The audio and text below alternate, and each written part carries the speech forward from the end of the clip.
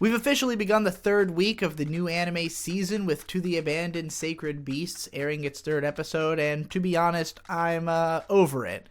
This episode was pretty boring, pretty much just solidified this as a Monster of the Week show, at least for the time being. I have been told that the manga does eventually develop more of a story, it eventually goes places, but it is a long-running manga, and I don't expect this anime to necessarily get all that far into it. I don't know how many episodes are planned. I don't know if they're going to make future seasons later on, but I'm not really that interested in waiting around for the point where this picks up or gets more interesting, or just watching more episodes like this one when it's not that exciting. The plot's not really moving forward. The PTSD metaphor has gotten pretty heavy-handed at this point. Like, it's kind of obvious what the show is doing. It's also really strange what the message seems to be, since the idea is that these characters are sort of suffering PTSD, and the way that it's being dealt with is by them being killed. So that's weird. But yeah, overall, this was just kind of a stiff and dry episode. Left me with little desire to continue. Meanwhile, a show that actually had a pretty solid second episode was Copcraft. This show, on average, is just okay. The banter back and forth between the two main characters is very standard kind of detective, buddy cop stuff. It's not my favorite part of the show. I would say that both characters are fairly trite. Watching them develop bonds together is just like, I've seen this as many times as I have ever seen any cliche in film. However, I do think the plot is potentially going in some interesting directions, and there are just some really well done scenes. In the first episode, the opening scene had taken me by surprise, of course, when the partner is killed very suddenly and violently. And I kind of thought that maybe that might have just been a fluke because of the way that the rest of the episode was fairly standard. But episode 2 surprised me with another really great scene. We are introduced to this villainous character who... he has such a standout introductory line that it immediately got me to pay attention. Because the first thing he says is, "Thanks to these poor fairies, we've been living really well. That car back there cost $300,000. These sneakers cost $3,000. But I can have fun with a girl for only $3. Why? Because I'm hot, and all these Earth girls care about his looks." And I just thought that was such a memorable introduction that... for a scene that seems like it's just going to be like some random trade-off happening at these docks, but then what transpires from there forward is a dramatic turn of events. I guess I don't want to spoil it if you haven't watched the episode yet, if this is the first endorsement of this show that's strong enough to get you to watch it. But the rest of the scene plays out in a very macabre and a way that's kind of creepy in how it delights in the terror of what is happening. And, I guess that's how I would describe some of the best pulp scenes. He's a great pulp villain.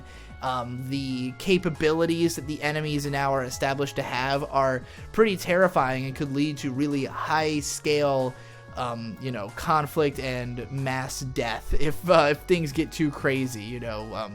We're dabbling in the realm of like superhero movie level catastrophe in a pretty gritty cop show, so I could imagine that things could go the way of the midsection of Psychopaths, if you will, over the course of this story. So yeah, I don't know, it's not like my favorite. It's still not the prettiest show, not the best written, but it has those memorable scenes that make me want to keep watching to see if more stuff like that will happen, and just to actually have some intrigue in the plot. I kind of a little bit care, and there's obviously going to be a lot more to the characters. Both of them have hinted at either some kind of history that they have wrapped up in the case that's going on, or just like personal, baggage that could be explored later. So yeah, I'm interested. They've got my attention. I completely forgot that yesterday there was a new show called BEM, B-E-M, that started, that I watched and didn't have enough to say about to do a video on it, which is why I didn't make one yesterday. BEM is another procedural cop show with superpowers, but it is far worse. It is very trite, very uninteresting, ugly. The villain dialogue is fucking atrocious. So Yeah, I dropped it, obviously. And then, of course, there's the show that you're all waiting for me to talk about, of course, is Arifureta, Episode 2. And I'm not gonna lie, Episode 2 was not that bad. It was pretty fine. I mean, the biggest problem with the show still is the fact that they just haven't explained anything. The fact that it's still so confusing. I mean, Episode 2, whereas Episode 1 was like a jumbled mess and was totally all over the place and hard to even fucking follow, Episode 2 is a lot easier to follow, but you still just haven't been given the lead up to where we are. It does finally explain, that it's an isekai, that the main characters all came from another world, some little bit about their powers, but, it kind of just continues where the first episode left off, straightforwardly, while still not really explaining all the characterization that we need to understand to give a shit about the characters who it's focusing on. It still hasn't really explained a lot of the world building we need to know in order to understand how these powers work. And, I mean, I've been reading the light novel, and the light novel is, in my opinion, absolute dog shit. The show, even the first episode, I found enjoyable for how ridiculous it was and how confusing and hilarious it was. The book is just a boring slog that's very difficult to read, but because I've been reading it, I now know what's going on. And so when I watch the show, I feel like maybe this show was just created with thinking that it would only be for the people who've already read the light novels. Maybe they just didn't care about how new audiences would feel. Maybe they even thought that the confusion would drive more sales of the light novels, which certainly worked on me. But, because I've now read it, and it's not difficult to follow the show anymore. And it's still not great. It still has, episode 2 is a lot slower than the first one, predictably. There's a lot more drama. All of the scenes that were just between Kaori, the girl who wants to go save the main character, and the girl who, I don't know if she's in love with her or what, but these two girls hanging out together was a bunch of boring melodramatic scenes that we can't possibly care about because these two characters have no personality, nothing established about them. I mean, if you're just going by the show, you would think that Kaori was in love with the main character, which could very well be true. It's kind of hinted at in the light novel, but you're not really meant to be thinking of it that way. You're meant to be thinking of it more that she is just extremely, overexerts herself to be kind to everybody, and that's the kind of person she is. At least that's how it would have been established at this point in the book. So, that's still muddy and confusing how exactly we're meant to be interpreting those scenes. I don't know if there's any intention to change anything about the characters from the book, because it is mostly a straightforward adaptation of what parts it decides to adapt. It's not like it completely changed anything from the manga or light novels. It's just the order of events and how much information has been cut. That's really the biggest difference. But this episode actually had a couple of okay scenes. There was some pretty good music. Really the part where the main character frees the vampire girl, and granted, I am definitely biased because getting to look at the cute blonde girl, lolly vampire, 1,000-year-old paleo lolly, certainly appeals to my sensibilities, even if I don't really like her voice. But I thought that there were some decent shot compositions in that scene. The music was effective. The visuals were not terrible. There's still some goofy kind of janky moments, but they're not nearly as pronounced as they were in the first episode.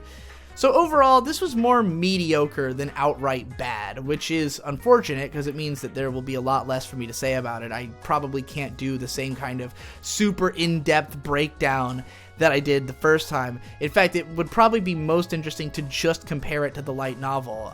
And at that point, I feel like I'd just be explaining the show.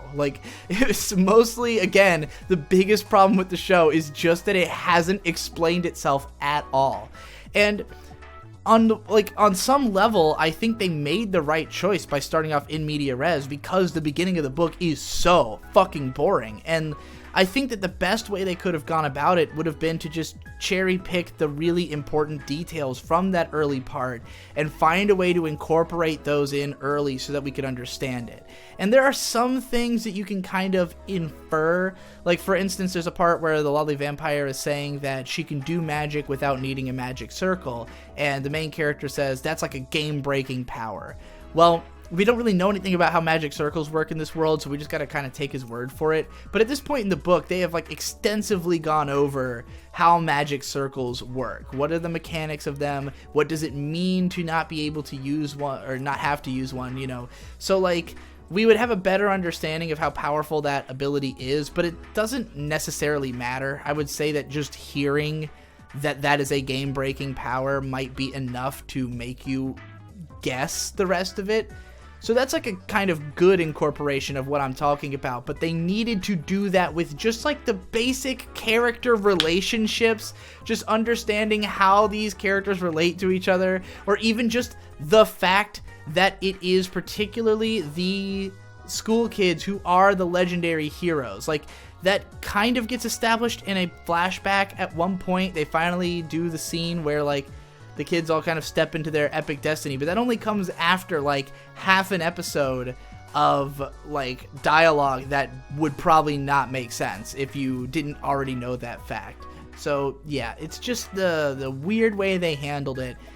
Honestly, I think that the idea they were going with of how they wanted to do this show would have made the show superior to the light novel if they had just tweaked it and if the production wasn't such a clusterfuck. But episode 2's production is not nearly as bad as episode 1, so yeah, not nearly as laughable, not as funny, not as interesting, but there you go. That's Arifureta episode 2. I'm still going to keep watching it because I want to know at this point whether or not it becomes a train wreck again. Like, I'm curious at this point about the narrative of how this show will evolve as it goes on. Maybe they'll pull it out of a tailspin and manage to make it good in the long run. Maybe it'll be a huge fucking turnaround. Though from what I've heard, most people who've read the light novels only seem to really like the very early part of the story when the main character and the lolly girl are still in the cave. And it seems like after they escape from the cave, a lot of people think the light novels go to shit. So I'm also curious about that. We'll see what happens, and I'll definitely talk more about the light novel in the future once I've read more of it and potentially finished it. But my god, I hate the light novel a whole lot. A lot more than I hate the show, which is actually fun to watch. Anyway, that's it for today's anime. If you want to support my channel, support me on Patreon. If you donate even $1, you get access to over 100 hours of content. There's a new episode of the 2 Weeks Review where my fiance May and I talked about everything that we did over the last 2 weeks. We do a full review of Whisper of the Heart, the Ghibli film. We talk about going to see 4th of July fireworks and weird grocery stores and shit. So, you know, check that out if you're interested. I think there might be a slot open for my care packs as well. If you want to get mailed a USB drive at the end of the month full of vlogs and other shit that I don't release on the internet.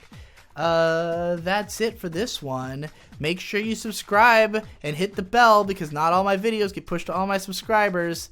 I'll see you in the next one.